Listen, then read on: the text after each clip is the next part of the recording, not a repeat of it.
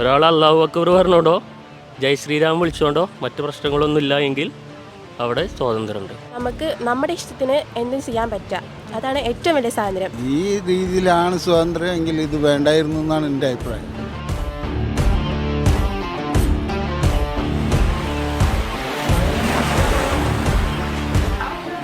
നിങ്ങളുടെ ഒരു അഭിപ്രായത്തിൽ എന്താണ് സ്വാതന്ത്ര്യം? സ്വാതന്ത്ര്യം എന്ന് പറഞ്ഞാൽ ഇപ്പോൾ ഞങ്ങൾ ആയിട്ടില്ല ശരിക്കും. ഇപ്പോൾ ഞാൻ പറഞ്ഞില്ലേ, കണ്ടത്തിൽ തുറന്നിട്ട് നായ്ക്കളെ മാതിരി തന്നെ.